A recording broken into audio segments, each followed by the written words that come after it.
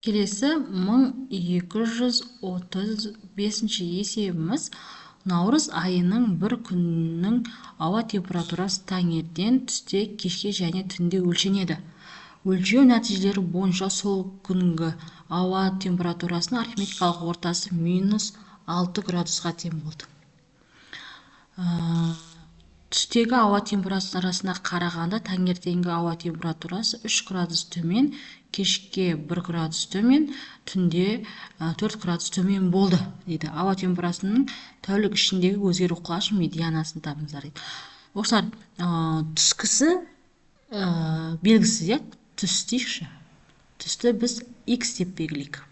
Енді ауа температурасына қарағанда таңертең температурасы таңертеңгі осыған қарағанда -3 градусқа төмен. Сонда x азайтылған 3 болады. Одан кейін кешкі ауа температурасы -1 градусқа төмен. Кештейінде x -1 болсын. Ал түндегісі x -4-ке тең болады. Енді осылардың арифметикалық ортасы -6-ға тең екен деп. Арифметикалық ортасы деген осылардың қосындысын 4 санға бөлінгенде. Сонда x қосылған x -3 қосылған x -1 қосылған x -4 бөлшектің бөлімінде 4 болады. Тең. Енді тең болады -6-ға. Енді осы жерде теңдеуді шығарамыз. Сонда x-терді қосшайық. 3-і 4. 4x болады. 4x -8 тен -24. 4x-тен -24-ке қосамыз 8-ді, ол -16-ға тең болады. x-тен -4 градус. Яғни x деп отқанымыз түсіміз. Түсіміз сонда түс -4 градусқа тең. Бұлай белгілеймін. Ал таңертең ол -4, -3, ол -7 градус болады. Орнына апарып қойып аттың x-тің орнына. Ал кеш -4, -1, ол -5 градусқа тең болады. Ал түн -4, -8 градус болады.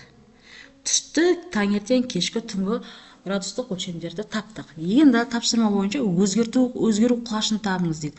Өзгеру құлашы дегеніміз ең үлкеннен ең кішісін азайтамыз. Ол сонда -4-тен азайтамыз -8-ді.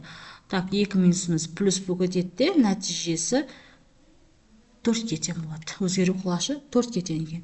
Екіншісінде медианасын табыңыз. Ол үшін өсу ретімен орналастырамыз. Сонда -8 бірінші тұрады, -7 екінші тұрады, одан кейін -5 болады, одан кейін -4 болады.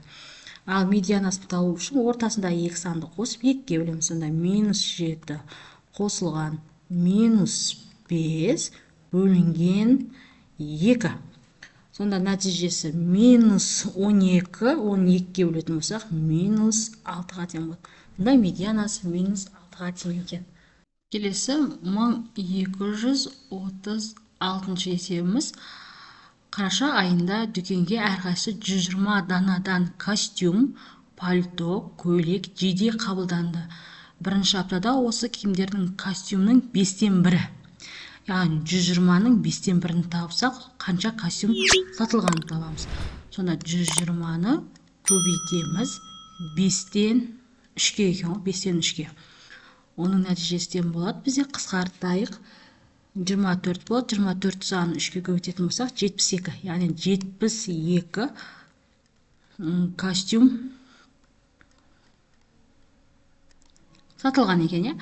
Енді пальто 0,75-і, яғни 120-ның 0,75-ін тапсақ, пальтоның санын табамыз. Ол деп отқанымыз 90 екен. Яғни 90 пальто сатылған. Пальто.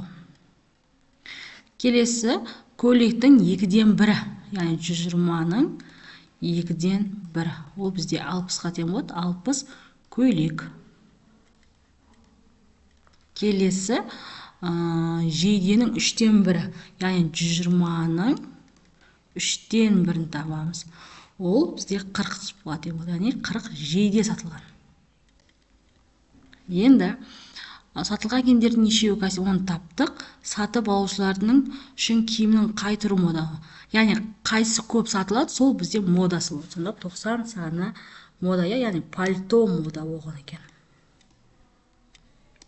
Пальто модасы. Келесі 1237 есебіміз. Шеңбер жұмыс күннің алғашқы 4 сағатында даярлаған тетіктердің саны кесеге толтырып отырды. Шеңбердің бірінші сағатта даярлаған тетіктер саны кестеде көрсетілген.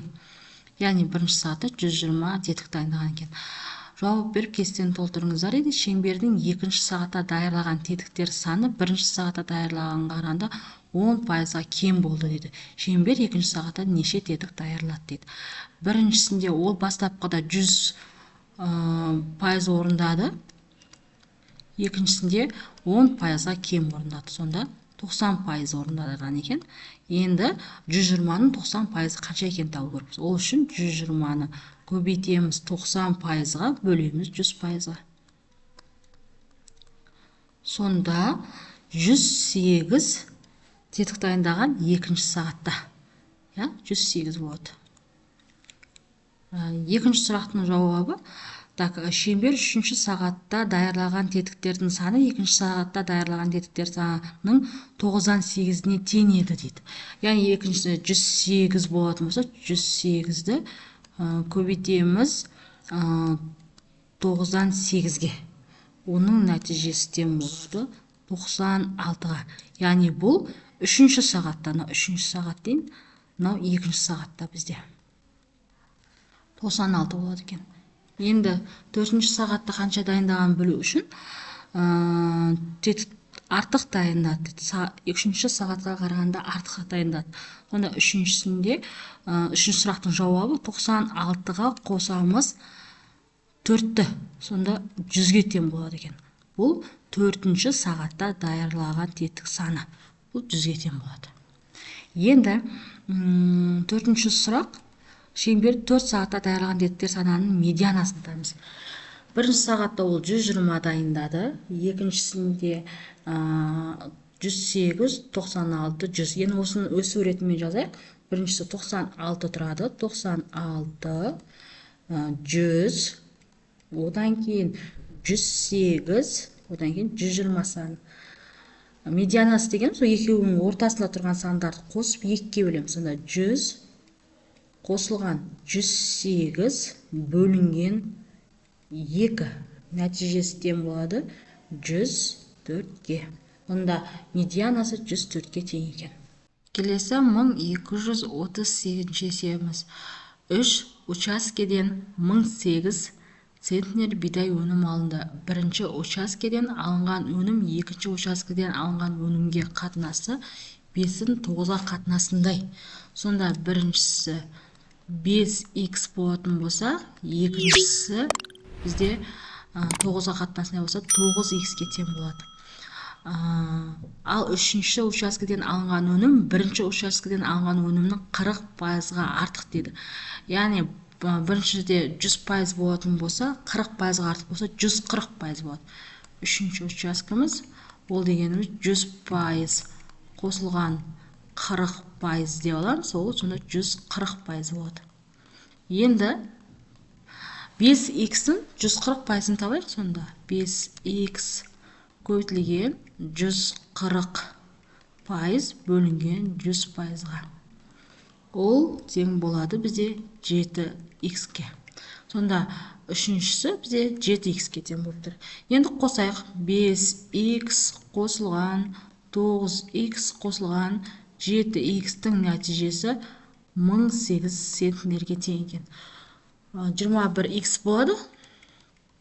Ол 1008-ге тең екен. X табайық. Осы жерде 1008-ді 21-ге бөлетін болсақ, 48-ге тең. Яғни бірінші учаскеден 5-ті көбейтеміз 48-ге, ол дегеніміз тең болады 5 көбейтілген 48, ол тең болады бізде 240-қа.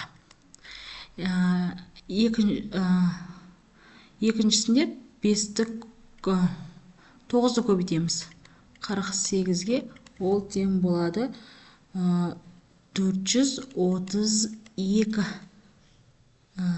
Келесі 7-ні көбейтеміз 48-ге, ол тең болады 336. Енді әрқайсынан осынша центнер өнім алған. Екінші сұрақта учаскеде алынған медианасын табыңыз деген. Ол екінші сұрақтың жауабын табатын болсақ, медианасы деп отқанымыз өсу ретінде жазып өrekпіз. Біріншісі 240 болады, екіншісі 336 болады, одан кейін 432 саны болады екен. Ортасында тұрған сан 336 центнер, ол біздің медиана.